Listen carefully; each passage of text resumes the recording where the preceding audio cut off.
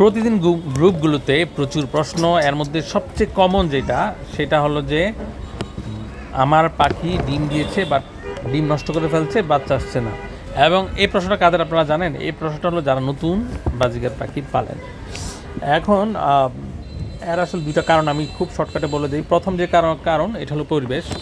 আপনি যখন নতুন বাজিগার পাখি বাসায় আনেন তখন কিন্তু আপনার এই পরিবেশের সাথে ম্যাচ খাওয়ানো একটা ব্যাপার থাকে, এবং এই জন্য বাজিগার পাখি সময় নেয় এবং যার কারণে সে কমফোর্টেবল ফিল করে না, সে ডিম নষ্ট করে বা ওইরকম তার মনোযোগ বাচ্চা ফুটানোতে থাকে না।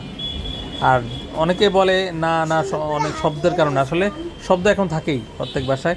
আর দুই নাম্বার যে কারণ সেটা হলো যে আপনার খাবার দাবার, আপনি ঠিক মতন ক্যালসিয়ামের খাবার দিচ্ছেন না, আপনার যেই খাবার লাগে ওইগুলো আপনি ঠিক মতন দিচ্ছেন না, প্রতিনিয়ত পরিষ্কার করছেন না, দেখভাল করছেন না, এই কারণে আসলে মূলত ডিম থেকে বাচ্চা হয় না। তাহলে আমরা আসলে আশা করি যে বুঝতে পেরেছি আসলে বাজিগার পাখি আমরা যারা নতুন পালন করি তাদের আসলে খুব বেশি টেনশন হয়, কারণ অনেক বেশি শখ। আমরা যখন ডিম দেখি আমাদের অনেক বেশি ভালো লাগে যে বাচ্চা কেন আসছে না। আসলে বাচ্চা আসে না এই কারণেই, কারণ তারা এই পরিবেশের সাথে একটু ম্যাচ করতে একটু সময় নেয়। আর এই কারণে একটু যদি দুইবারও পাখি ডিম নষ্ট করে তারপরেও মনে রাখবেন যে বাচ্চা আসবে, একটু সময় দিতে হবে। তো আশা করি বুঝতে পেরেছেন। সবাইকে ধন্যবাদ।